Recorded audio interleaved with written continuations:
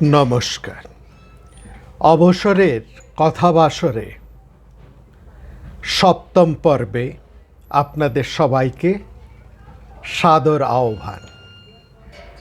আমরা এই সপ্তম পর্বে কথাবাসরের এই সপ্তম পর্বে আরেকটি সংস্কৃত নাটক নিয়ে আলোচনা করব। সংস্কৃত নাটক এবং অবশ্যই মহাকবি ভাসের। আমরা ভাসের ইতিপূর্বে আমরা মহাকবি ভাসকে নিয়ে একটু আলোচনা করেছি এবং তার একটি অনন্য নাটক অবিমারক এইটি নিয়ে আমরা আলোচনা করেছি আমাদের এই কথাবাসরে।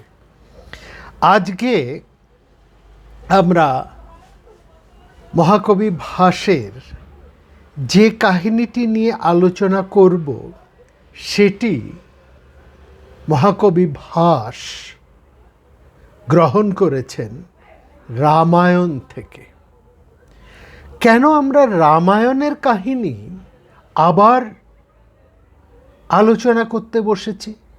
কারণ আমাদের তো ভারত কথার গ্রন্থি মোচনে যেমন মহাভারত নিয়ে আমরা দীর্ঘ আলোচনা করে চলেছি, যার একটু সাময়িক বিরাম রয়েছে যেহেতু আমরা এখন এই দক্ষিণের কিছু শহরে বসবাস করছি। তো ঠিক এরকমই তো আমাদের রামায়ণী ফল্গুধারাও আছে।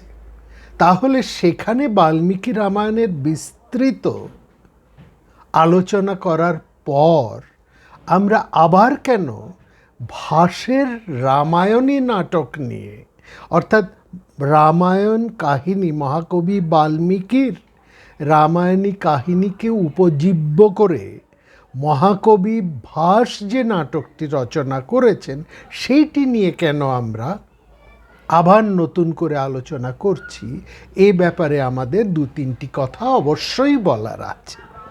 তার আগে আমরা আরেকবার যারা নতুন আমাদের এই কথা বাসরে এসেছেন তাদের জন্য, যারা আমাদের আগের ভাষের আলোচনা শোনেননি তাদের জন্য এবং সবার জন্য একটু সংক্ষেপে মহাকবি ভাসের একটা পরিচয় তুলে ধরছি। এটা ঠিক, মহাকবি ভাস এত প্রাচীন এবং তিনি কালিদাসের এত পূর্ববর্তী যে তার সম্পর্কে সমস্ত তথ্য খুব বিস্তৃতভাবে, পরিষ্কারভাবে, স্পষ্ট করে জানা যায় না। কিছু তথ্য আমাদের কাছে আছে মাত্র, এবং তার থেকে আমরা বিশ্লেষণ করে এটা জানতে পেরেছি যে খ্রিস্টীয় দ্বিতীয় শতকে মহাকবি ভাসের সময়, সেই সময়ের কবি তিনি, এবং তিনি কালিদাসের বহু পূর্ববর্তী। কালিদাস, মহাকবি কালিদাস তার মালবিকা অগ্নিমিত্র এই নাটকের মধ্যে ভাসের প্রতি একটা তার শ্রদ্ধা জানিয়েছেন। অর্থাৎ মহাকবি ভাসকে মহাকবি কালিদাস তার মালবিকা অগ্নিমিত্র এই নাটকে সশ্রদ্ধ স্মরণ করেছেন। সেখানে তিনি বলছেন, প্রথিত যশসাং ভাষসৌমিল্ল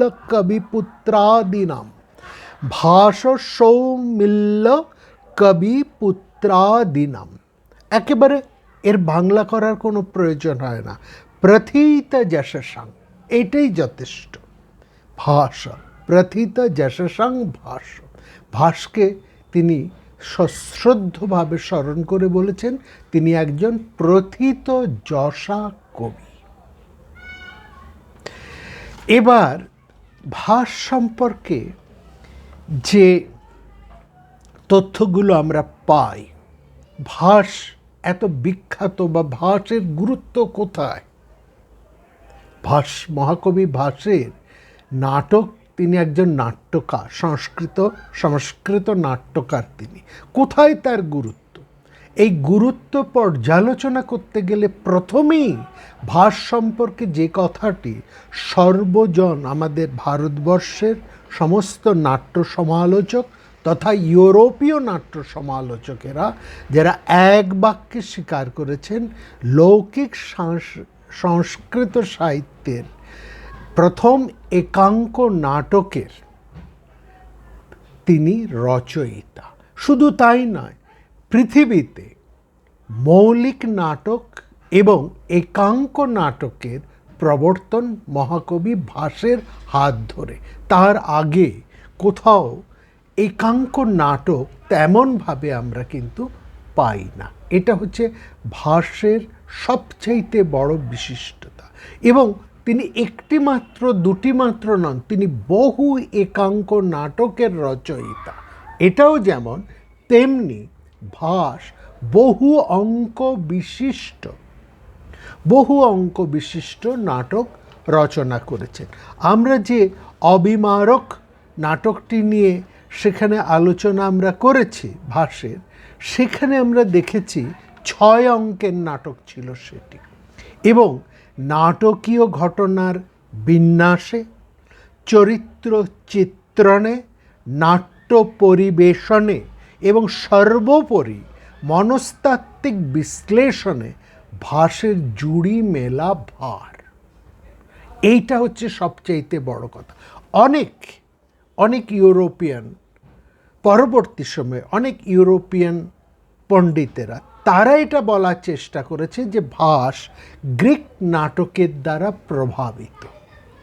এইটা কেন তারা বলছেন? তারা বলছেন এই যে বহু অঙ্ক বিশিষ্ট নাটক, বহু পাত্র পাত্রের উপস্থিতি, এটা যেন ভাস ওই গ্রিক নাটকের থেকে তিনি গ্রহণ করেছেন। আমরা বলবো না, গ্রিক ভারতবর্ষের সাহিত্য এত সংস্কৃত সাহিত্য এত উন্নত এবং তাতে এত চমৎকার চমৎকার সমস্ত কাহিনী আছে। শুধু ভাস কেন, আমরা যদি বৈদিক সাহিত্যকে দেখি, বৈদিক সাহিত্য, সেখানে আমরা অনেক কথোপকথন পাই সেই বৈদিক সাহিত্যের মধ্যে। এবং তার আমরা অনেক তুলনা আগের দিন বলেছি। সেখানে বলেছি এই যে কথোপকথনের ধারা, যেমন সেখানে আমরা পেয়েছি জমজমি সংবাদ, পুররবা উর্বশী সংবাদ, পনি সারামা সংবাদ, এই যে সূক্তগুলো, এগুলো একটা পারস্পরিক সংলাপের আকারে একটা ডায়ালগ সেখানে রয়েছে। সুতরাং এই যে একটা ডায়ালগ অর্থাৎ একটা কথোপকথনের আকারে যে কাহিনী বিন্যাসের ধারা, যেটা আমাদের বৈদিক সাহিত্যের মধ্যে আছে এবং যা গ্রিক সাহিত্যের বহু হাজার পূর্ববর্তী, এরকম একটি ধারা সংস্কৃত সাহিত্যের মধ্যে থাকলে কেন একজন ভারতীয় নাট্যকারকে বিদেশি নাটকের থেকে সূত্র বা তার থেকে সেই প্রাণিত হবার কোনো প্রয়োজন সেখানে থাকে না। অর্থাৎ সেখানে মানুষের রসানুভূতি রয়েছে এবং নাটকীয় উপাদান রয়েছে, তথ্য রয়েছে। এবং এটা তো ঠিক যে প্রাচীন সময়ের পুতুল নাচ, ছায়া নৃত্য, এইরকম নাটকের আদিরূপ এই ভারতবর্ষের মধ্যেই রয়েছে। সুতরাং গ্রিক নাটকের দ্বারা প্রভাবিত হবার কোনো প্রয়োজন সেখানে নেই। আসলে প্রভাব সংক্রান্ত প্রশ্ন নয়, আমরা যে কথাটি আগের দিন বলেছি, প্রশ্নটি হচ্ছে উৎপত্তির। কোনো দেশের নাটক দেখে তারপর এই দেশের নাটক লিখতে বসলেন নাট্যকারেরা, প্রাচীন নাট্যকারেরা, এটা বড় কষ্টকল্পিত। এখানে আমাদের যাবার প্রশ্ন। যাই হোক, এই মোটামুটি ভাসের নাট্য প্রতিভা সম্পর্কে সংক্ষেপে 2-4টি কথা। আরেকটা কথা, ভাসকে আবিষ্কার করেছেন মহামহোপাধ্যায় টি গণপতি শাস্ত্রী। তিনি 1909 খ্রিস্টাব্দে সর্বপ্রথম ভাসের 13টি নাটক জনসমক্ষে তুলে আনেন। তার আগে ভাসের এই যে নাটকগুলো খোঁজ কিন্তু পাওয়া যাচ্ছিল না, যদিও কালিদাস থেকে আরম্ভ করে, শুধুমাত্র কালিদাস নয়, হর্ষচরিতের মধ্যে রয়েছে ভাসের কথা। হ্যাঁ, রাজশেখর, নাট্যকার রাজশেখর, তিনি বলেছেন। হ্যাঁ, এই সমস্ত মহানাট্যকারেরা তারা ভাষ্যের একটা প্রশস্তি, সশ্রদ্ধ প্রশস্তি তারা তাদের রচনার মধ্যে করে গেছে। কিন্তু হলে কি হবে, ভাষের নাটকের কোনো পরিচয় কিন্তু পাওয়া যাচ্ছিল না। সেটা ওই 1909-10 খ্রিস্টাব্দে প্রথম মহামতি টি গণপতি শাস্ত্রী তিনি উদ্ধার করেন। কোথার থেকে না, ওই কেরালার, হ্যাঁ, সেখানের সেই নাটকগুলি তিনি সেখান থেকে সংগ্রহ করেন ত্রিবাঙ্কুর থেকে। এবং সবচেয়ে গুরুত্বপূর্ণ যে কথাটি আমরা বলতে চাই, যেটা অনেক দিন আগে আমরা ভারত কথার গ্রন্থি মোচনে একটা বিশেষ আলোচনা প্রসঙ্গে বলেছিলাম, যে এই যে সংস্কৃত হরফ, এই রকম কোনো নির্দিষ্ট হরফ সংস্কৃতে ছিল না। এই যে এখন আমরা একটা স্থির হয়ে যায় না যে সংস্কৃত হরফ বলতে গেলে আমরা দেবনাগরী এই হরফটাকে বুঝি না, একদম না, এটা ভুল। দেবনাগরী হরফে সংস্কৃতকে অত্যন্ত আধুনিক, মাত্র এই কিছু শতকের দেবনাগরী হরফের প্রচলন। তার আগে ভারতবর্ষে যত প্রাচীন ভাষা আছে, এই দ্রাবিড় ভাষা, আমাদের এই বাংলা ভাষা, তথা যে সমস্ত ভাষা ভারতবর্ষে সে সময় প্রচলিত ছিল, তাদের যে বর্ণমালা ছিল, সেই বর্ণমালাতেই সংস্কৃত সাহিত্য রচিত হয়েছিল। ঋগ্বেদ যা রচিত হয়েছিল, একসময় লিখিত হয়েছিল, সেটাও কিন্তু দেশীয় হরফে, সেটা দেবনাগরী হরফে নয়। আসবো আমরা যখন ওই ঋগ্বেদ নিয়ে আলোচনা করব কোনো একটি পর্বে বেদের, সেখানে আমরা তখন এই কথাটা আরও বিস্তৃত বলবো। আজকে এই প্রসঙ্গে সবচাইতে প্রধান যুক্তি এটা যে টি গণপতি শাস্ত্রী তিনি এই যে মহামতি ভাসের যে নাটকগুলোকে তিনি, লিখিত নাটকগুলোকে তিনি ত্রিবাঙ্কুর থেকে 13টি নাটক তিনি সংগ্রহ করেছিলেন, সেই 13টি নাটকই সংস্কৃত ভাষায় কিন্তু মালায়ালাম হরফে সেগুলো তালপাতার মধ্যে লেখা ছিল। এইটা হচ্ছে সবচাইতে গুরুত্ব। সংস্কৃত ভাষায় মালায়ালাম হরফে তালপাতার মধ্যে সেগুলি লেখা ছিল। এইটা হচ্ছে সবচাইতে বড় গুরুত্বপূর্ণ তথ্য, এটা বুঝতে হবে। দেবনাগরী অনেক পরের সংযোজন। দেবনাগরী হরফে লেখাটা অতি আধুনিক, এবং তার একটা সুবিধে আছে বলে, কম্পিউটার এতে সুবিধা আছে বলে, বা একটা ইউনিফর্মিটি করার জন্য ওই দেবনাগরী হরফকে নেওয়া হয়েছে। সংস্কৃত হরফ কিন্তু দেবনাগরী হরফ নয়, প্রত্যেকটি ভারতীয় আদি ভাষাই ছিল সংস্কৃতের নিজস্ব হরফ, এটা মনে রাখতে হবে। ঠিক আছে, এইখানে আর মহামতি ভাসের নাটকের কতগুলো বৈশিষ্ট্য আছে, যেটা আমরা আগের দিনও আলোচনা করেছি, আর একটু আমরা বলি। সেটা হচ্ছে এই মহামতি ভাসের কোনো নাটকেরই নান্দি শ্লোক নেই, অথচ ভরত শ্লোক আছে।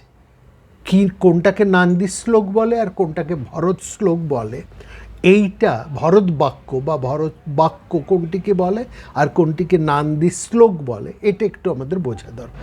যে কোনো নাটকের প্রথম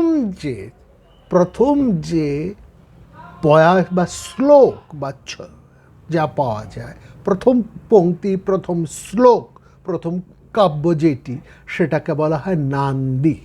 নান্দি মানে নন্দিত করা, বা সেখানে নন্দিত করা, প্রার্থনা করা, একটা কোনো উৎসর্গ করা, এই ব্যাপার, যার থেকে আমাদের যে কোনো সামাজিক মধ্যে বিবাহ, তারপরে মাঙ্গলিক সামাজিক অনুষ্ঠান, বিবাহ, অন্নপ্রাশন ইত্যাদিতে একটা নান্দি মুখের প্রচলন আছে। এই নান্দি মুখ অর্থাৎ নন্দিত করা, এইখান থেকে সেই নাটকের যে লেখা শুরু হচ্ছে তার একটা নান্দি মুখ, তার একটা ভূমিকা, একটা সুর করা হচ্ছে না। এরকম কোনো নান্দি মুখ মহাকবি ভাসের কোনো শ্লোকে নেই। সেখানে আছে ভরত বাক্য। ভরত বাক্যটি কি শেষ শ্লোকটি, নাটকের একেবারে শেষ শ্লোকটিকে বলা হয় ভরত বাক্য। এবং প্রত্যেকটি মহাকবি ভাসের ভরত বাক্য একটি, সেটা কি রাজসিংহ প্রশান্ত না, রাজসিংহ প্রশান্ত না। আর প্রত্যেকটি নাটকই শুরু হচ্ছে নান্দন্তে তথা প্রবিশন্তি সূত্রধার, এই বাক্য দিয়ে সব কটি নাটক মহামতি ভাস আরম্ভ করেছে। এই হচ্ছে মোটামুটি ব্যাপার।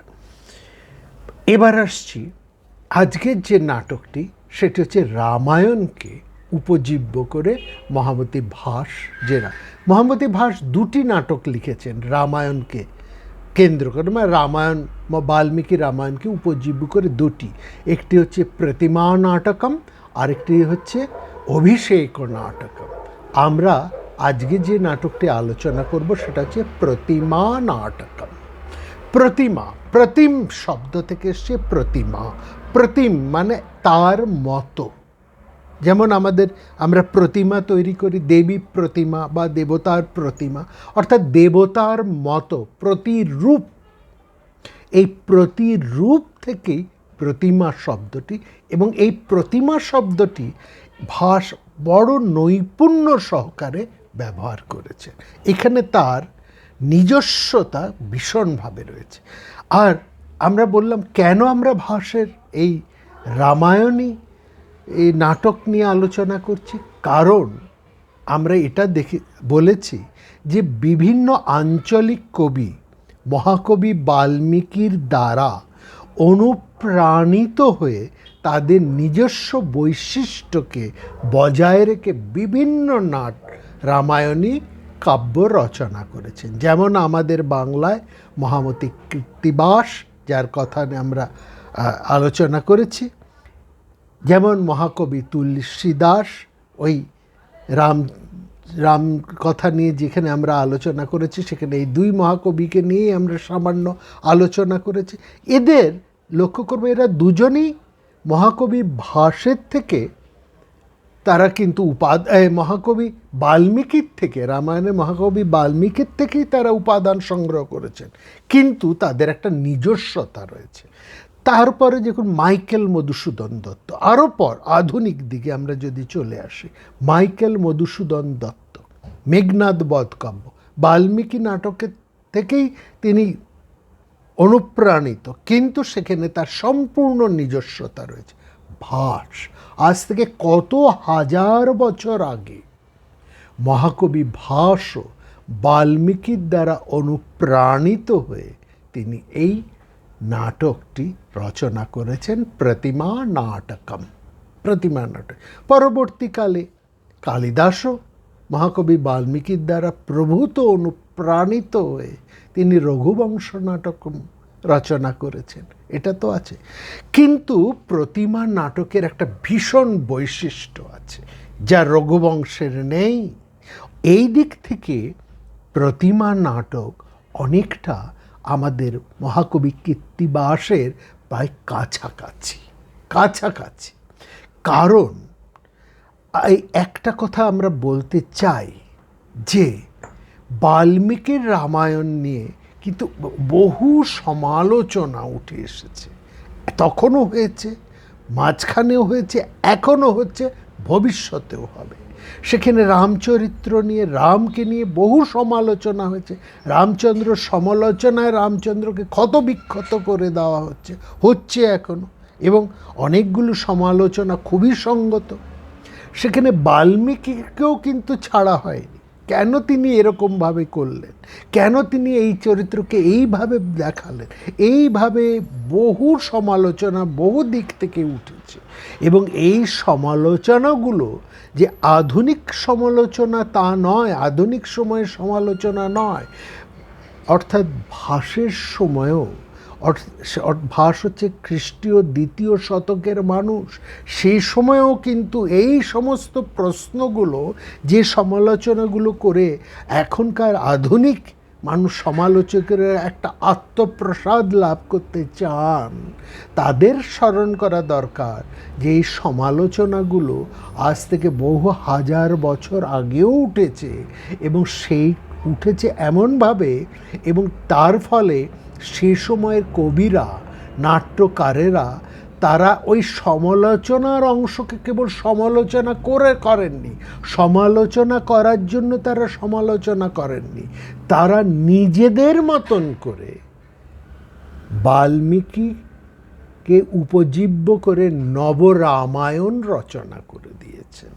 এইখানে তাদের অনন্যতা। তারা কেবলমাত্র সমালোচনা করে বাল্মীকি, রাম, সীতা বা অন্যান্য চরিত্রকে ক্ষতবিক্ষত করেননি, তারা তাদের নিজেদের প্রতিভার, এইটা সবচাইতে বড় কথা, তারা তাদের নিজেদের প্রতিভার স্বাক্ষর সেখানে রেখেছে। সমালোচনার সঙ্গে সঙ্গে তারা তাদের অনন্য প্রতিভার অপূর্ব স্বাক্ষরও তারা সেখানে রেখে গিয়েছেন। এইটা হচ্ছে সবচাইতে বড় কথা, দামি কথা, এবং সে কারণেই আমরা আজকে এই প্রতিমা নাটকটিকে বেছে নিয়েছি আলোচনার জন্য। নাটকটি একটা চমৎকার ক্লাইম্যাক্সের মধ্যে দিয়ে আরম্ভ হচ্ছে। মোটামুটি রামায়ণের ধারণা, শরৎকাল, রামচন্দ্রের অভিষেকের আয়োজন চলছে অযোধ্যায়, হ্যাঁ, এবং সেই যে আয়োজন, রামচন্দ্রর যুবরাজ হবেন, যিনি সর্বজনের হৃদয়েশ্বর, সবাই যাকে পছন্দ করে, শত্রু মিত্র, দেশীয় বিদেশীয় সবার হৃদয়রঞ্জক হচ্ছেন রামচন্দ্র, সবার পছন্দের। রামচন্দ্রের পপুলারিটিটা দেখবার মতো, এবং তিনি যুবরাজ হতে চলেছেন, তার অভিষেকের আয়োজন চলছে। সেই যে একটা সব অযোধ্যা জুড়ে তার যে একটা ব্যাপকতা, তার যে আয়োজন, তার সেই আয়োজনের সঙ্গীত, নৃত্য, কলা, তার সেই ছন্দ, বর্ণ, গন্ধ, অপূর্ব ভাবের মধ্যে দিয়ে ভাসের নাটক আরম্ভ হচ্ছে। এই নাটকটা যখন শুরু হচ্ছে, সেটাকে আমরা দেখছি দৃশ্যপট, অর্থাৎ সেই পর্দা সরে গেলে নাটকটি যখন আরম্ভ হচ্ছে, সেটা হচ্ছে বড় ধ্বনিময়, সুরময়, হ্যাঁ, এবং নৃত্যময় একটা, এবং সেখানে আনন্দ আনন্দ আনন্দ, এইরকম একটা পরিবেশের মধ্যে নাটকটা। সেইখানে আর কি হচ্ছে না, অভিনয়ও হচ্ছে। বিভিন্ন নটীরা নানা জায়গার থেকে এসে জনসাধারণের মনোরঞ্জনের জন্য তারা বিচিত্র অভিনয় করে যাচ্ছেন, অর্থাৎ সর্বপ্রকার আমোদের পরিপূর্ণ ব্যবস্থা চলছে সেখানে। এমনই একটা অবস্থায় অবদাতিকা, এক দাসী, এরা অন্তঃপুরচারিণী, অর্থাৎ অন্তঃপুরের সমস্ত কাজকর্ম করে, সে এই অবদাতিকা কৌতুক করে ওই নৃত্যশালার সাজঘর থেকে, অর্থাৎ গ্রিম রুম থেকে একটা বলকল লুকিয়ে নিয়ে চলে এসেছে অন্তঃপুরে, সীতার অন্তঃপুরে। সীতাও সেই বলকলটা দেখে বলছে, আরে নতুন জিনিস, এটা তুমি নিয়ে এসছো, আচ্ছা দেখি এটা পড়লে কেমন লাগে। যেমন একটা নতুন জিনিস পেলে সবার মনের মধ্যে একটা হয়, আচ্ছা দেখি এটা পরে দেখি কেমন লাগে। সীতাও ঠিক আজকেই সকালবেলা রামচন্দ্রের অভিষেক হবে, তিনি নিজের হাতে রক্ত কুঙ্কুমে রামচন্দ্রকে বড় সুন্দর করে সাজিয়ে দিয়েছেন। রামচন্দ্র সীতা দুজনেই উপবাস করে চান টান সেরে একেবারে স্বর্ণাভূষণে নতুন জামা কাপড় পরে প্রস্তুত রামচন্দ্রকে নিজের হাতে অনুপম করে সাজিয়ে দিয়েছেন দয়িতা জনক দুহিতা। এইবার যখন সেই অবদাতিকা সেই কৌতুক করে সেই বলকলটি নিয়ে এসছে, সীতা স্বাভাবিক কৌতুক আর চাপতে না পেরে বলে, দেখি দেখি দাও তো, ওটা পরলে কীরকম লাগে, যেমন হয় আমরা নতুন কিছু পরে একটা দেখতে চাই। সীতাও সেটা দিল। তিনি সেই বলকলটা পরে বললেন, বাহ! আর সবাই সমস্ত অন্তঃপুরজাকে বলছে, তোমাকে খুব সুন্দর লাগছে, খুব সুন্দর লাগছে। রামচন্দ্র সেখানে বসে কৌতুক দেখছিলেন, তিনিও বললেন, তোমাকে তো মন্দ লাগছে না সীতে, বেশ ভালোই লাগছে এই বলকল পরে। সীতার মুখখানি একটু সলজ্জ রক্তিম হয়ে উঠল। এমন সময়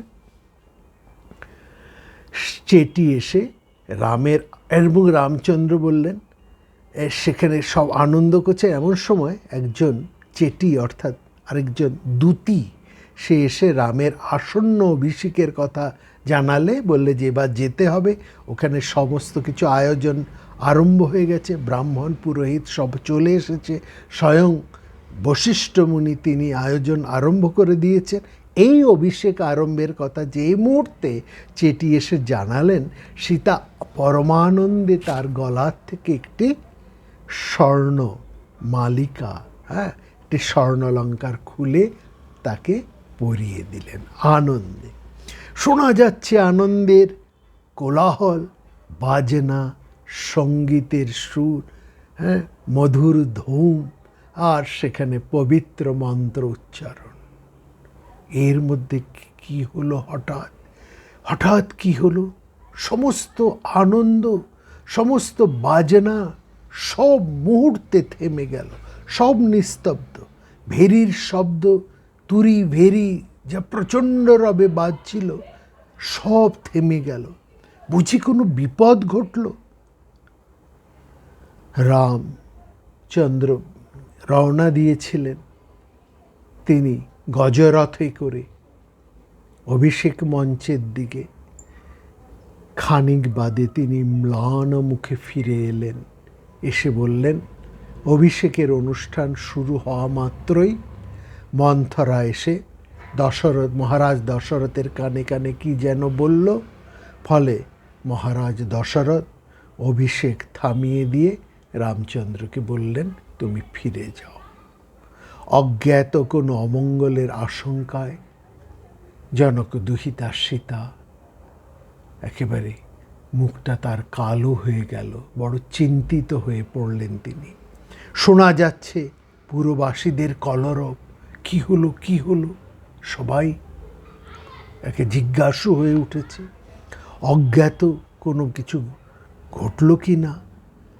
কাঞ্চুকীয় যে একেবারে ভেতরের খবর আনে এমন এক দূতি এসে নিবেদন করলো সেই নিদারুণ সংবাদ, কৈকেয়ীর ইচ্ছেতে রামের অভিষেক বন্ধ রাখা হয়েছে। তিনি মহারাজ দশরথের কাছ থেকে ভরতকে রাজা করার প্রতিশ্রুতি আদায় করেছেন, এমনকি রামচন্দ্রকে 14 বছরের বনবাসের আদেশ দেওয়া হয়েছে। বজ্রপাত, আনন্দ ধ্বনি পরিণত হলো বজ্রপাতে। মহারাজ মূর্ছিত হয়ে পড়েছেন। উত্তেজিত লক্ষণ আমরা দেখছি। তিনি দুরন্ত ভাগে ছুটে এসে রামচন্দ্রকে বলে ধনুর্বাণ, তিনি বলছেন, আমি এই ধনুর্বাণ দিয়ে রাজাকে মেরে আমি এর অন্যায় প্রতিকার করব। তিনি বললেন, আজ থেকে আমি সমস্ত স্ত্রী জাতিকেই শেষ করে দেব।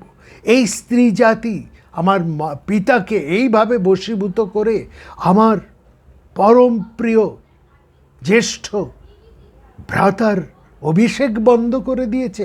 এই তিনি কৈকেয়ীর উপর এতটা ক্ষিপ্ত হয়েছেন যে সমগ্র স্ত্রী জাতিকেই তিনি শেষ করে দেবেন, এইভাবে তিনি উত্তেজিত হয়েছেন। রামচন্দ্র অনেক কষ্টে, অনেক বুঝিয়ে লক্ষ্মণকে শান্ত করলেন। লক্ষ্মণ কিছুতেই শান্ত হবেন না, তিনি অন্যায়ের প্রতিকার করবেন। অবিচল রাম লক্ষ্মণকে শান্ত করে বললেন, দেখো কৈকেয়ী পূর্ব প্রতিশ্রুতি বর চেয়ে নিয়েছেন, আর তার জন্য আমাদের পিতা দশরথ তিনি প্রতিশ্রুতি রক্ষা করেছেন, এই জন্য কি তাকে দোষী করা চলে? কাউকেই তো এখানে দোষী করা যায় না। একজন বর পূর্ব প্রতিশ্রুতি মতো বর প্রার্থনা করেছেন, আরেকজন সেটা স্বীকার করেছেন, এখানে তো কাউকেই দোষী করা যায় না। রামচন্দ্র বুঝলেন দশরথের মূর্ছার কারণ, কিন্তু পিতৃসত্য তো পালন করতেই হবে। সুতরাং যে তপস্বীর বলকল পড়ে একটু আগেই রামচন্দ্র এবং বিশেষ করে সীতা বড় আমোদ করছিলেন, সেই তপস্বীর বলকল তাদের পড়তে হলো। লক্ষ্মণ বললেন, আমি তোমার সঙ্গে যাব, তুমি একলা যেতে পারবে না।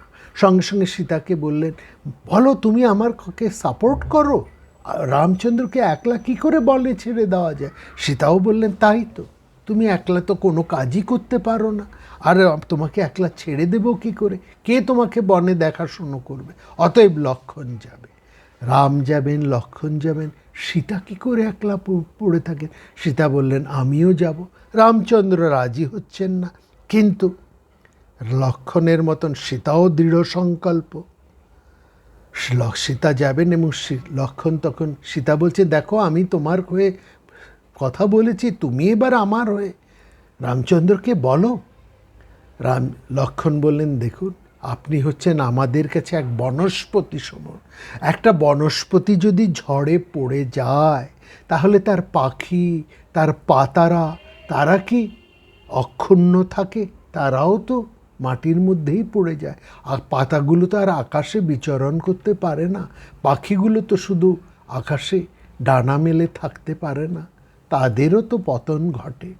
বাধ্য হয়ে প্রথমে লক্ষ্মণ, পশ্চাতে সীতাসহ রামচন্দ্র এগিয়ে চললেন বনবাসের পথে।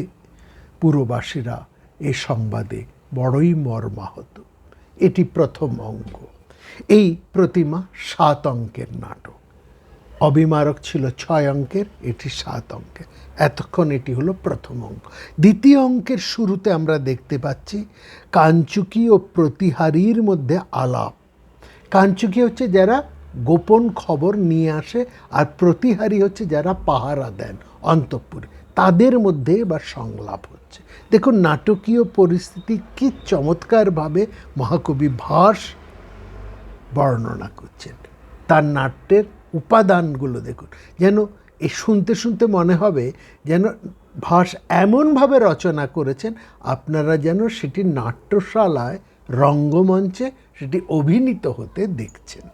সেখানে দ্বিতীয় অঙ্কের শুরুতে আমরা দেখছি কাঞ্চুকী ও প্রতিহারীর মধ্যে দিয়ে একটি আলাপ, এবং তার মধ্যে আমরা শুনলাম যে মহারাজ দশরথ রাম লক্ষ্মণ সীতার বনগমনের সংবাদ জেনে বিলাপ করতে করতে খুবই অসুস্থ হয়ে পড়েছেন।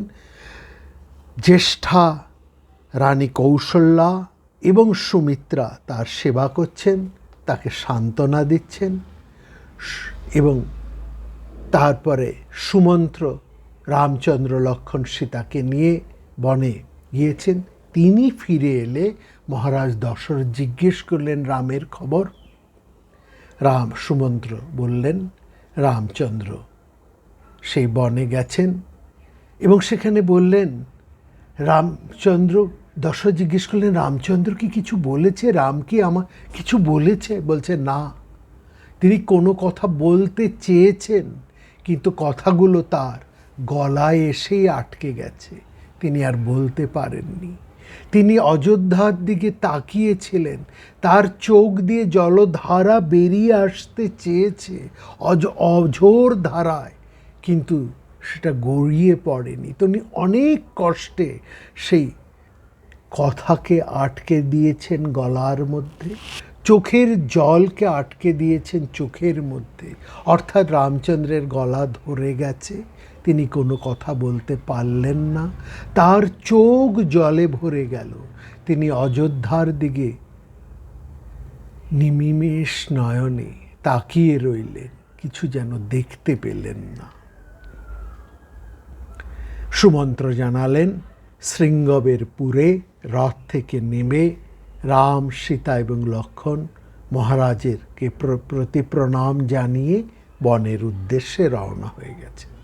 এই সংবাদে দশরথ সম্পূর্ণ ভেঙে পড়লেন এবং পিতৃপুরুষদের উদ্দেশ্যে জল দান করে তিনি মুহূর্তের মধ্যেই মূর্ছিত হয়ে পড়লেন। এই মূর্ছা আর ভাঙল না, দশরথ চিরনিদ্রায় নিদ্রিত হলেন। তৃতীয় অঙ্ক। এই অঙ্কের শুরুতেই দেখা গেল সেখানে একটি মন্দির, সেই মন্দিরে অনেক প্রতিমা রয়েছে, প্রতিমা সেখানে রয়েছে, একটি মন্দিরের মতন, সেটা প্রতিমা গৃহ, এবং সেখানে অনেক প্রতিমা সেগুলোকে পরিচ্ছন্ন করার কাজ করছে। যেমন প্রতিমাগুলো থাকে মন্দিরে, সেগুলোকে পরিষ্কার করা হয়, সম্মার্জনা করা হয়, সেই রকম একটা মার্জনার কাজ সেখানে চলছে। কারণ অন্তঃপুরিকাদেরকে নিয়ে মহারাজ কৌশল্যা আজকে আসবেন সদ্য স্থাপিত দশরথের মূর্তি দর্শনের জন্য। ইতিমধ্যে পিতার অসুস্থতার সংবাদ পেয়ে ভরত তিনি মাতুলালয় থেকে যাত্রা করেছেন অযোধ্যার উদ্দেশ্যে। তার আদেশে প্রচণ্ড বেগে রথ চালিয়ে আসছেন তার সারথি। সেই রথ যখন অযোধ্যার মধ্যে প্রবেশ করবে এমন সময় বশিষ্ঠের নির্দেশে একজন সেই রথকে থামিয়ে দিলেন, বললেন এখন অযোধ্যায় প্রবেশ করা যাবে না। কেন না, গুরু বশিষ্ঠের আদেশ, এই কৃত্তিকা নক্ষত্র এটি এটি যুবরাজ ভরতের পক্ষে অশুভ। যুবরাজ ভরত একটু চমকে উঠলেন, বলে হ্যাঁ যুবরাজ, আপনার পক্ষে একটি অশুভ। ভরত যেন এই সম্বোধনে খানিকটা চমকে উঠলেন।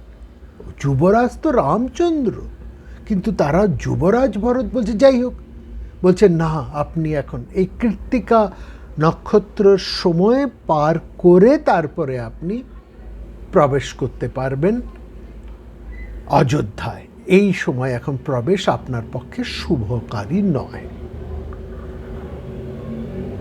ভরত কি করেন, সময় কাটাবার জন্য তিনি সেই সুসজ্জিত মঙ্গল চিহ্ন অঙ্কিত সেই প্রতিমা গৃহে প্রবেশ করলেন। এই প্রতিমা থেকে এই নাটকের নাম প্রতিমা।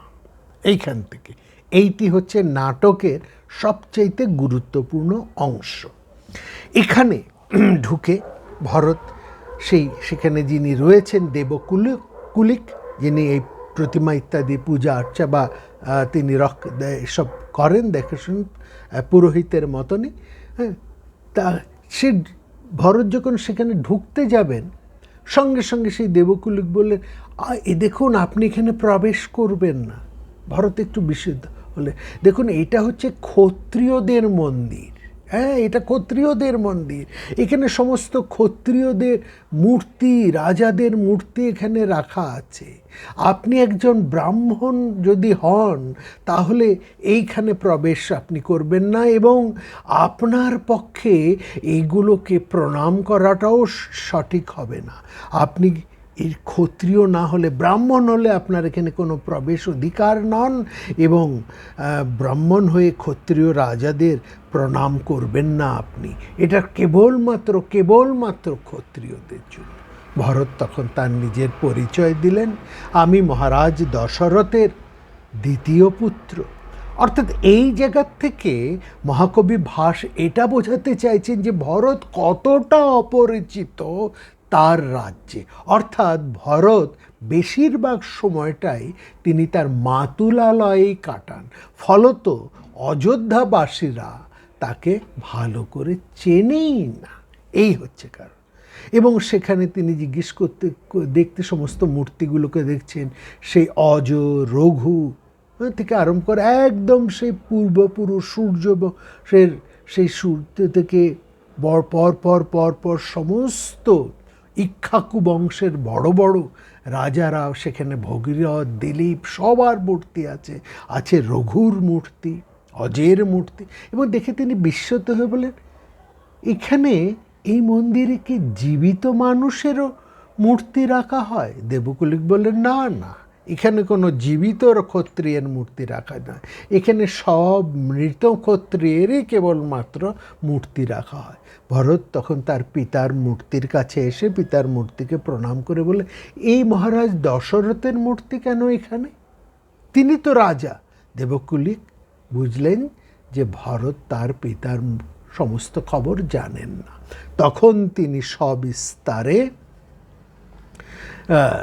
মানে দিলীপ, রঘুর সমস্ত মূর্তিগুলির দেখতে বললেন। তিনি তার সংশয় নিরসন করে দেবকুলিক জানালেন, যিনি এই মহারাজ দশরথ তার পত্নীর পণ রক্ষার জন্য নিজের প্রাণ এবং রাজ্য বিসর্জন দিয়েছেন। লক্ষ্মণ এবং সীতা সহ রামচন্দ্র বনবাসে গিয়েছে। এই খবর ভরতের কাছে তপ্ত শলাকার মতন তার অন্তরকে বিদ্ধ করল। তিনি মূর্ছিত হয়ে পড়লেন। এই সময় সুমন্ত্র সঙ্গে রানীরা সেই প্রতিমাগৃহে আসেন। মূর্ছিত তরুণকে ভরত বলে জানতে পেরে দেবীরা দ্রুত তাকে সস্নেহে পরিচর্যা আরম্ভ করলেন। জ্ঞান ফিরে ভরত কৌশল্যা এবং সুমিত্রাকে প্রণাম করলেন, কিন্তু অত্যন্ত ঘৃণা ভরে তার জননী কৈকেয়ী থেকে তিনি ছিটকে দূরে সরে গিয়ে তাকে যা নয় তা এই ভাষায় তিরস্কার আরম্ভ করলেন। কৈকেয়ী পুত্রের অনেক তিরস্কার, কঠিন তিরস্কার চুপ করে সহ্য করে শেষে একটি কথাই বললেন, প্রিয় পুত্র আমার, রামচন্দ্রকে বনে পাঠানোর পেছনে যে কারণ আছে সেটা আমি তোমাকে পরে বলবো। তুমি সব কিছু না জেনেই আমাকে আজকে বড় মর্মবিদারক ভাষায় তিরস্কার করলেন। আমি জানি এই তিরস্কার আমার প্রাপ্য, তবু এর পেছনে যে সত্য আছে সেটা যদি তুমি জানতে, তাহলে হে প্রিয় পুত্র আমার, তুমি আমাকে এমনভাবে তিরস্কার করতে পারতে না। ভরত কিন্তু তার মাতার কোনো কথাকেই বিশ্বাস করলেন না। চতুর্থ অঙ্ক। সেখানে চতুর্থ অঙ্কের আগে সুমন্ত্র এসে জানালেন যে ভরতের রাজ্য অভিষেকের জন্য সমস্ত আয়োজন প্রস্তুত, কিন্তু ভরত অভিষেকের আহ্বান প্রত্যাখ্যান করে তিনি রামচন্দ্র, তার জ্যেষ্ঠ ভ্রাতা রামচন্দ্রকে ফিরিয়ে আনার জন্য তার কাছে যাওয়াটাই মনস্থির করলেন। চতুর্থ অঙ্ক। চতুর্থ অঙ্কে আমরা দেখছি সুমন্ত্র সহ ভরত রামচন্দ্র যেখানে আছেন সেই তপবনে, সেই জনস্থানে তিনি এসেছেন। ভরতের গলার আওয়াজ পেয়ে এবং তাকে দূর থেকে দেখতে পেয়ে রামচন্দ্র বুঝলেন ভরত কেন এসেছেন। তিনি সস্নেহে ভরতের কণ্ঠস্বর দূর থেকে শুনে রাম ভরতকে চিনতে পেরে সীতাকে বললেন, দেখো দেখো ভরত এসেছে, যাও যাও, তুমি এগিয়ে যাও, তুমি এগিয়ে গিয়ে ভরতকে নিয়ে এসো, তাকে আদর করে সস্নেহে তাকে আমার কাছে নিয়ে এসো। এই জায়গাটায় বাল্মীকির রামায়ণের থেকে কত আলাদা। সেখানে আমরা দেখছি দূর থেকে লক্ষ্মণ ভরতকে আসতে দেখে সৈন্যসহ, প্রথমে ভরতকে ওই সৈন্যসহ আসতে দেখে গুহক মিতা ভরতের উপর খুব সন্দেহ করেছেন। তারপরে লক্ষ্মণ ভরতকে আসতে দেখে প্রথমে লক্ষ্মণ, তারপরে রামচন্দ্রের মনেও একটা সন্দেহ হয়েছে। তারা ভরতের এই উদারতা, তার ভাতৃভক্তি এগুলোকে যথেষ্টভাবে বুঝতে পারেনি। তারা ভীষণ সন্দেহ পোষণ করেছেন, গুহক তো করেইছেন, লক্ষণও করেছেন, এমনকি রামচন্দ্র বাদ যাননি। কিন্তু এই নাটকের মধ্যে দেখুন, ভরতের কণ্ঠস্বর শুনে রামচন্দ্র সীতাকে বললেন, যাও তুমি এগিয়ে গিয়ে আদর করে ভরতকে আমার কাছে নিয়ে এসো। ভরত এসে রাম লক্ষ্মণ সীতাকে প্রণাম করলেন। রাম সস্নেহে রাম সীতাকে প্রণাম করলেন, লক্ষ্মণকে অভিবাদন জানালেন। রামচন্দ্র সস্নেহ আলিঙ্গন করে তার সমস্ত কুণ্ঠা দূরে সরিয়ে অশ্রু জলে তাকে অভিষিক্ত করে দিলেন। ভরত বড় কুণ্ঠিতভাবে এসেছে, বললেন, আমার কোনো দোষ নেই, আমার মা দোষ করেছেন, মার দোষে আপনি আমাকে ঠেলে রাখবেন না, সরিয়ে রাখবেন না। রামচন্দ্র কিন্তু ভরতকে বুকে জড়িয়ে ধরে অশ্রু জলে তাকে হৃদয়ে অভিষিক্ত করে তার সমস্ত কুণ্ঠা মোচন করে দিলেন। ভরত বললেন, না, আপনি যদি বনে থাকেন, যদি ফিরে না যান, তাহলে আমিও আপনার সঙ্গে এই বনেই থাকব। রামচন্দ্র বললেন, দূর বোকা, তাই কি হয়? তুমি যদি আমার সঙ্গে বনে থাকো, তাহলে প্রজাদের কি হবে? তারা তো দুর্গত হবে। রাজার পাপে কেন প্রজা কষ্ট পাবে? তুমি রাজ্য ভার লাভ করেছ, তুমি প্রজা পালন করো, ক্ষত্রিয়ের ধর্ম পালন করো। আমি তোমাকে অভিষেক করে দিচ্ছি, তোমার অভিষেক আমি করে দিচ্ছি। ভরতের ক্ষতস্থানে যেন আরো দারুণভাবে আঘাত লাগলো রামচন্দ্রের এই কথা। তিনি বললেন, প্রভু, মাতৃদোষ পুরুষের নিজস্ব দোষ নয়, কাজেই মায়ের কারণে আপনি আমার উপর কোনো রকম অবিচার করবেন না, এই আমার একান্ত অনুরোধ আপনার কাছে। রাম তাকে শান্ত করে বললেন, পিতৃবাক্যের অন্যথা করা উচিত নয়। তাছাড়া প্রজাদের প্রতি আমাদের একটা দায়িত্ব কর্তব্য তো আছে। রাজকর্তব্য পালনের জন্য রাম তাকে বারবার অনুরোধ করতে লাগলেন। একান্ত বাধ্য হয়ে ভরত বললেন, একটি শর্তে আমি আপনার আদেশ পালন করতে পারি, সেটি হলো ঠিক 14 বছর, মাত্র 14 বছর গুনে গুনে আমি এই দায়ভারটি আপনার নামে স্বীকার করছি। কিন্তু 14 বছর যেই দিন, যে মুহূর্তে শেষ হবে, সেই দিনই আমি এই দায় আপনাকে ফিরিয়ে দেব। এটি আপনি স্বীকার করুন, আর আপনার পাদুকাটি আমাকে দিন। আমি এই পাদুকাটি আপনার প্রতিনিধি হয়ে আমি রাজ্য পালন করব। রামের প্রতিনিধি হয়ে আমি আপনার আজ্ঞা পালন করব মাত্র, সিংহাসনে উপবেশন করব না। সীতার অনুরোধে রামচন্দ্র ভরতের প্রার্থনা পূর্ণ করলেন। ভরত সেই পাদুকাটির উপরেই তার অভিষেক বাড়ি ঢেলে দিলেন। রামের আদেশে পাদুকা সহ ভরত সেই দিনই রাজ্যে ফিরে গেলেন। রামের প্রতি ভরতের এই যে আনুগত্য, তা সমস্ত অযোধ্যা কৌশল দেশের জনবাসীর অন্তর জয় করে নিল। তাদের পর হৃদয়ে চিরস্থায়ী আসন লাভ করলেন ভরত।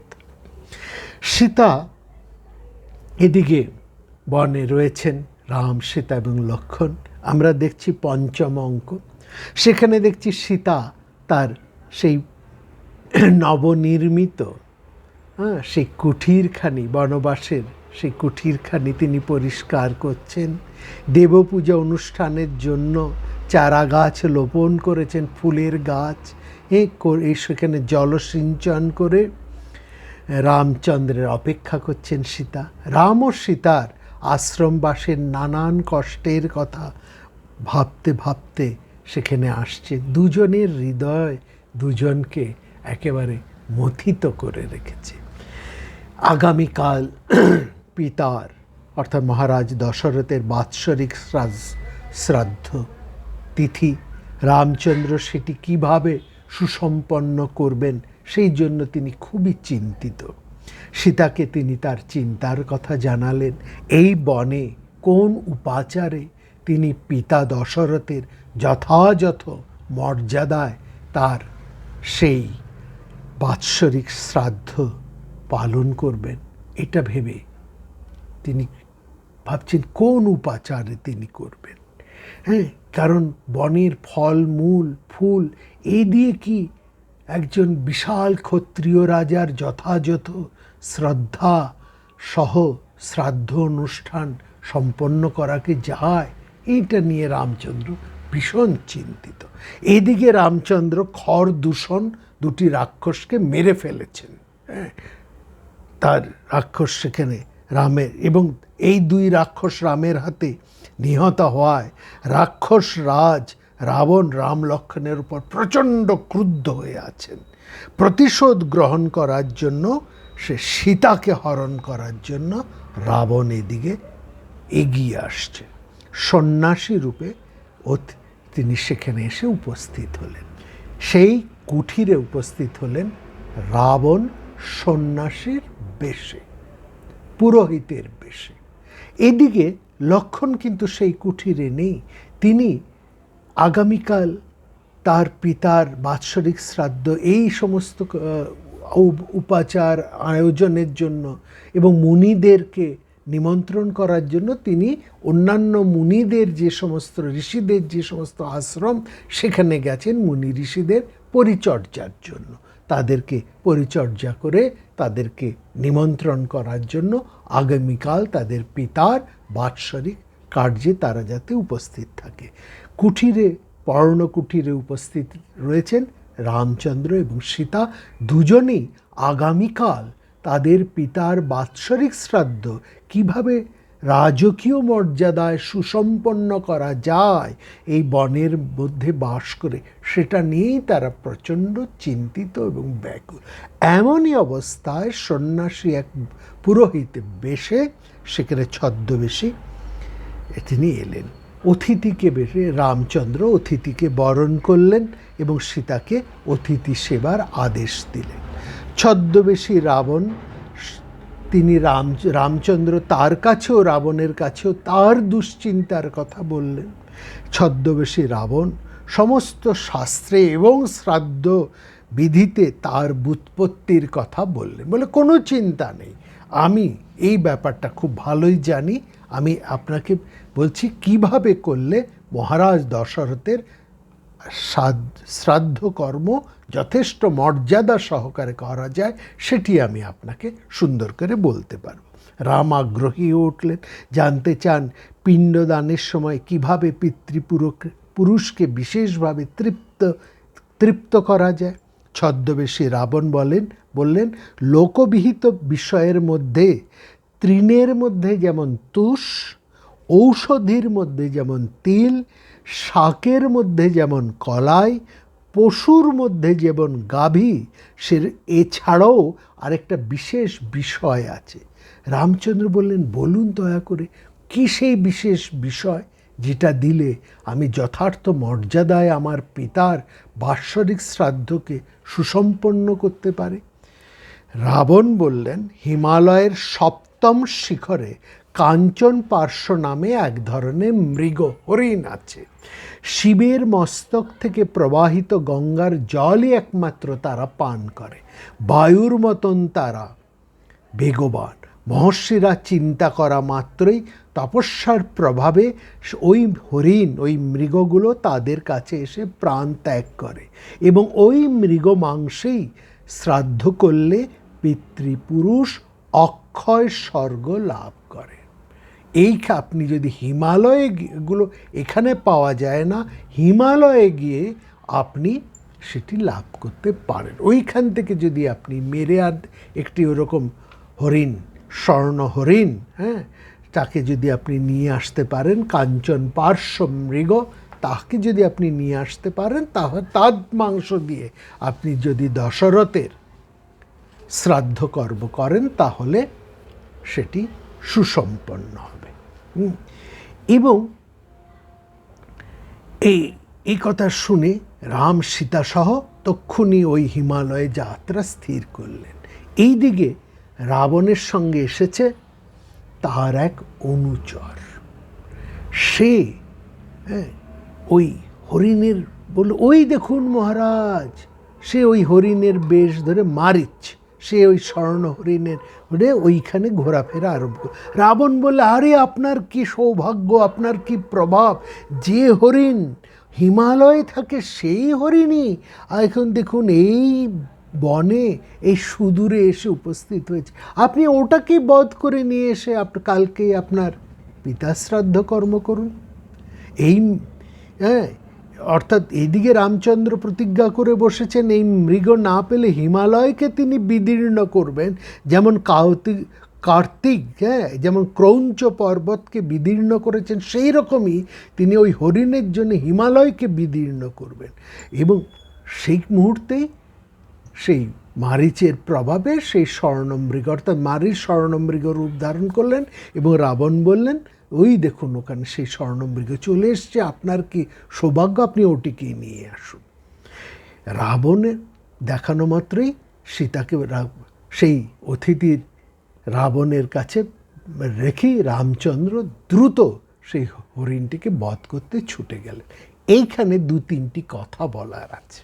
একটি হচ্ছে, দেখুন লক্ষণ নেই, এবং দুই, সীতার চেয়েছে বলে নয়, দয়িতা সীতা চেয়েছে বলে নয়, রামচন্দ্র হরিণ স্বর্ণ হরিণ এই ক্ষেত্রে মারতে গেলেন, অর্থাৎ মহামতি ভাস দেখালেন যে রামচন্দ্র সীতার প্রার্থনায় নয়, তার পরম দয়িতা চেয়েছে বলে নয়, তিনি তার পিতা শ্রাদ্ধ পরিপূর্ণভাবে করবেন বলে, পিতার তৃপ্তি বিধানের জন্য তিনি আর কোনো কিছু বিচার না করেই সেই ছদ্মবেশী পুরোহিতের কথা শুনে তিনি দৌড়ে চলে গেলেন হরিণ বধ করতে। এবং এখানে লক্ষণ নেই, অথবা লক্ষণকে সীতার প্রহরায় রেখে যাওয়ারও কোনো ব্যাপার নয়। অর্থাৎ এবং এখানে সীতা ওই হরিণ যখন বাঁচাও বাঁচাও করে আর্তনাদ করে উঠেছে এবং সীতা তখন লক্ষণকে বলছে, যাও ওই রাম বিপদে পড়েছে। লক্ষণ বলছে, এটা মায়ামৃগ, এটা হতেই পারে না, রামচন্দ্র কখনো বিপদে পড়তে পারে না। তার কথায় সীতা যা না তা ভাষায় লক্ষণকে তিরস্কার করেছে। লক্ষণ সীতার সেই কুৎসিত গঞ্জনায় এক প্রকার বাধ্য হয়ে তিনি যখন একবারে একবারে সেই সীতার বাক্যে তার মন প্রাণ বিষাক্ত হয়ে বিদীর্ণ হয়ে তিনি যখন গেলেন রামচন্দ্রকে সীতাকে একলা রেখে, সেখানে রামচন্দ্র আবার তাকে ভৎসনা করলেন, কি আক্কেল তোমার, একটা মেয়ে মানুষের কথায় তাকে একলা ফেলে তুমি চলে এলে।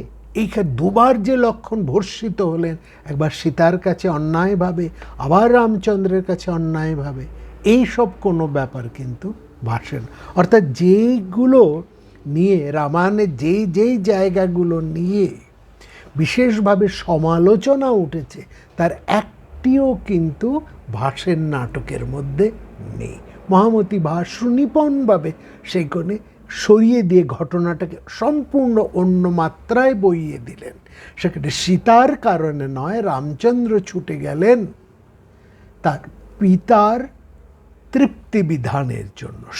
এবং সেখানে রামচন্দ্র এটা দেখলেন না যা তার সুন্দরী স্ত্রী সীতাকে এক অপরিচিত পুরোহিতের কাছে একলা রেখে চলে গেলেন। এখানে পিতা শ্রাদ্ধ কর্মটি এতটাই গুরুত্বপূর্ণ হয়ে উঠল রামচন্দ্রের কাছে। যাই হোক, সীতা একলা, রামও নেই, লক্ষণও নেই। সুযোগ পাওয়া মাত্র রাবণ স্বরূপ ধারণ করে কুঠিরে প্রবেশোদ্যত সীতাকে ধরেন পালালেন। সীতার কাতর আহ্বানে রাম লক্ষণের শ্রুতিগোচর না হলেও দশরথ সখা জটায়ুকে বিচলিত করল, তার সাথে রাবণের যুদ্ধ হলে এবং রাবণের অস্ত্রাঘাতে মারা পড়লেন জটায়ু। ষষ্ঠ অঙ্ক, সেখানে দারুণ যুদ্ধ, জটায়ু বধ, পঞ্চম অঙ্ক সেখানে শেষ। ষষ্ঠ অঙ্ক, ভরত কিন্তু এখানে দেখাচ্ছেন মহাকবি ভাস দেখাচ্ছেন ভরত কিন্তু রামচন্দ্রকে একলা ছেড়ে আসে, তিনি তার লোকজনকে মাঝে মাঝেই সেখানে পাঠাচ্ছেন রামচন্দ্রের খবর নেবার জন্য। তার আদেশে সুমন্ত্র মাঝে মাঝেই আসছেন, এবারও এসেছেন রামচন্দ্রের কি কেমন আছেন দেখার জন্য, সেই জনস্থানে এসেছেন। তিনি এসে ফিরে ভরতকে সব সংবাদ জানালে যে রামচন্দ্র এখন বানর রাজ্য কিষ্কিন্ধায় আছে। কেন, কি হলো কিষ্কিন্ধায় কেন? না, বানর রাজ সুগ্রীবের স্ত্রীকে তার বড় ভাই বালি অপহরণ করে সমদুঃখী রামই তাকে শাস্তি দিয়েছেন। সমদুঃখী মানে কি হয়েছে রামচন্দ্রের সমদুঃখী? সেখানে সুমন্ত্র সেই যে রামচন্দ্রকে সমদুঃখী বলে উল্লেখ করায় ভরত স্বভাবতই কৌতূহলী হয়ে কারণ জিজ্ঞেস করলেন কেন সমদুঃখী। তখনই সুমন্ত্র প্রকাশ করলেন সেই চরম দুঃসংবাদ, রাবণ মায়া বলে সীতাকে হরণ করেছে। এই সংবাদ পেয়ে ভরত অত্যন্ত বিচলিত হলেন, বলেই তিনি ছুটে গেলেন তার জননী কৈকেয়ীর অন্তঃপুরে, এসে বললেন এবার তোমার মনস্কামনা সিদ্ধ হলো, এই বংশে তুমি বধূরূপে প্রবেশ করেছ, এমন হয়ে তুমি রাক্ষসী হয়ে উঠে এই বংশের আরেক বধূকে আরেক রাক্ষস হরণ করতে সম্ভব হয়েছে। তুমি বধূরূপে প্রবেশ করনি, তুমি প্রবেশ করেছ রাক্ষসী রূপে, তার ফলে আরেক রাক্ষস এই বংশেরই লক্ষ্মীকে হরণ করতে সক্ষম হয়েছে। কৈকেয়ী এবার সুযোগ বুঝে যে কথা এতদিন বুকে চেপে রেখেছিলেন সেই কথা তিনি ভরতকে বললেন শোনো বৎস, তুমি তো আমাকে অনেক কথা বললে, অনেক খারাপ কথা বললে, অনেক তুমি আমাকে গঞ্জনা দিয়েছ, ভর্ৎসনা দিয়েছ, সত্যটা এবার শোনো। ভরত কোনো কথাই শুনতে চান না, কিন্তু দেখলেন সেখানে রয়েছেন সুমন্ত্র, সেখানে রয়েছেন বশিষ্ঠ, তারাও যেন কৈকেয়ীর বাক্যের প্রতি একটা সমর্থন, নীরব সমর্থন জানাচ্ছেন। ভরত সুমন্ত্র এবং বশিষ্ঠের মুখের দিকে তাকিয়ে তিনি স্তব্ধ হয়ে দাঁড়ালেন।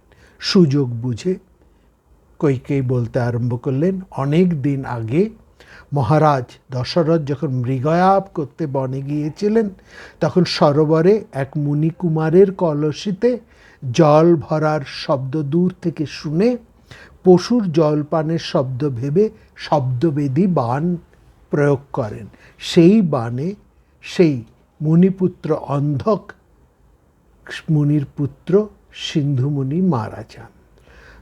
সেই পুত্র নিহত হওয়ায় অন্ধক মুনি দশরথকে অভিশাপ দেন, আমার মতনই পুত্র শোকে তোমাকে কষ্ট পেতে হবে।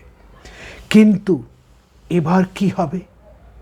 পুত্র শোক, রাজা কোন পুত্রের শোকে মারা যেতে পারেন? রাজা দশরথ সবচাইতে ভালোবাসতেন তার জ্যেষ্ঠ পুত্র রামচন্দ্রকে, অন্য কোনো পুত্রকে না। অন্য কোনো পুত্রের শোকে দশরথের প্রাণ যাবার কোনো সম্ভাবনা নেই।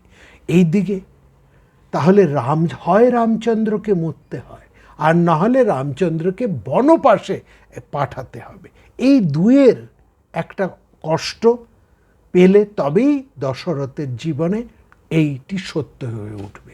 যদি রামচন্দ্রকে বনে না পাঠানো হয়, তাহলে অর্থাৎ দশরথ যদি আগে মারা যান, তাহলে রামচন্দ্রকে বাঁচতে হবে।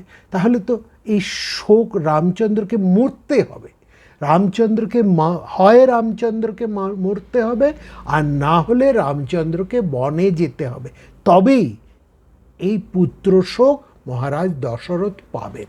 মহারাজ দশরথ পুত্র শোক পেতে পারেন রামের কারণেই মাত্র, এবং এটি হয় রামকে বনবাসে যাবার শোক, আর না হলে রামের মৃত্যু শোক।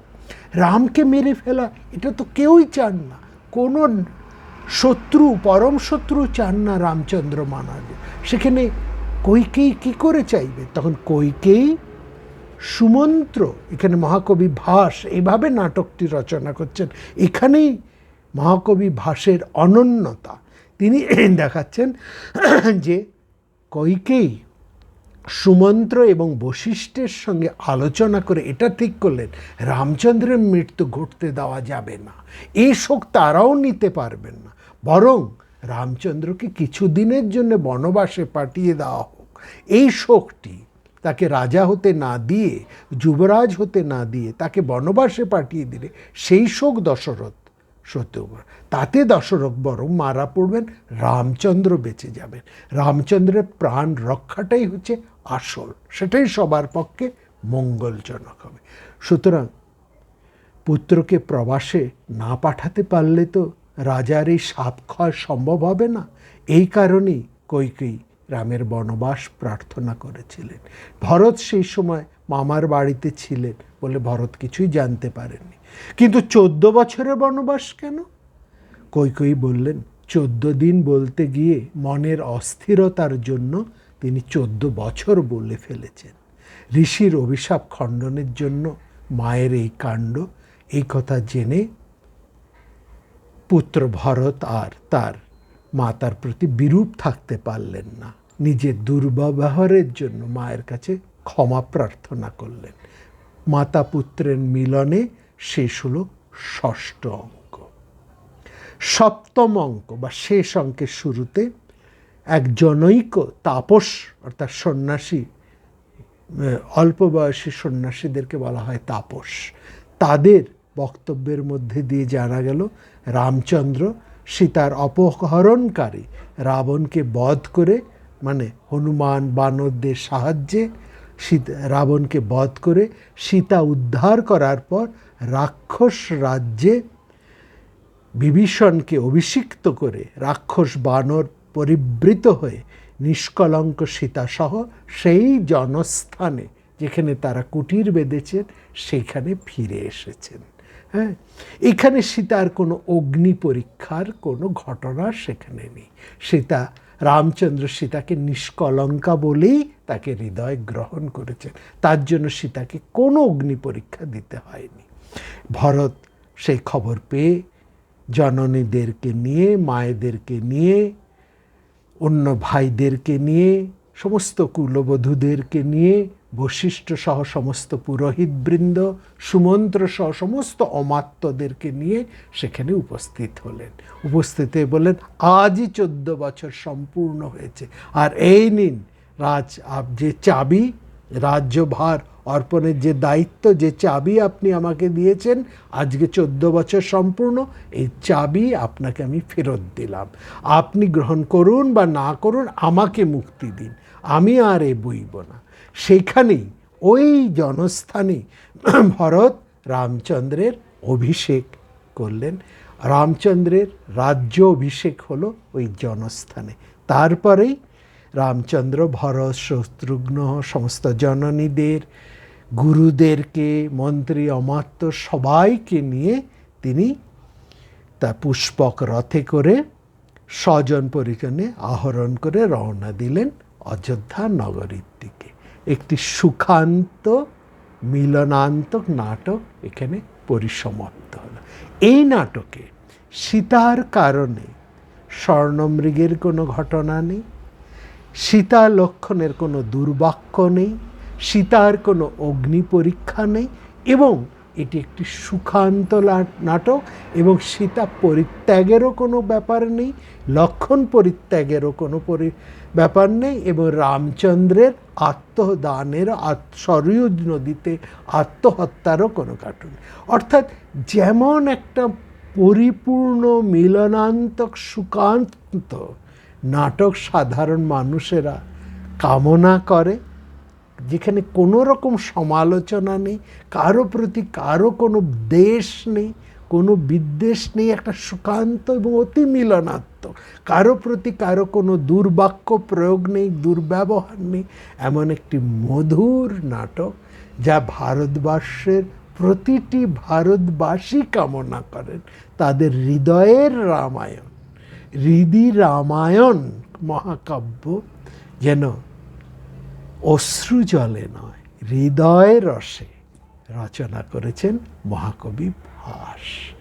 মহাকবি বাল্মীকির অশ্রু সজল রামায়ণী কাব্য থেকে অনুপ্রাণিত হয়ে হৃদয়ের অপূর্ব মধুর রসে জারিত করে একটি সুখান্ত মিলনাত্মক নাটক রচনা করে আমাদেরকে উপহার দিয়েছেন এই প্রতিমা নাটকে মহাকবি ভাস। এইটি মহাকবি ভাসের এক অনন্যতা। আর এই নাটকের মধ্যে থেকেই তিনটি সেখানে অভিষেক আছে। একটি সুগ্রীবের অভিষেক, সুগ্রীবের অভিষেক, একটি বিভীষণের অভিষেক এবং সবশেষে রামচন্দ্রের অভিষেক। এই তিনটি অভিষেক নিয়ে একটা যে বড় গাথা, সেটি একটি আলাদা করে মহাকবি ভাস অভিষেকম নাটকম বলে আরেকটি নাটক আলাদা করে রচনা করে। যাই হোক, সেটি আমাদের আলোচনায় আমাদের আলোচনা হচ্ছে প্রতিমা যেন সর্বার্থেই ভারতবর্ষের অভিলাষিত বড় আকাঙ্ক্ষিত প্রাণের রামায়ণী প্রতিমা।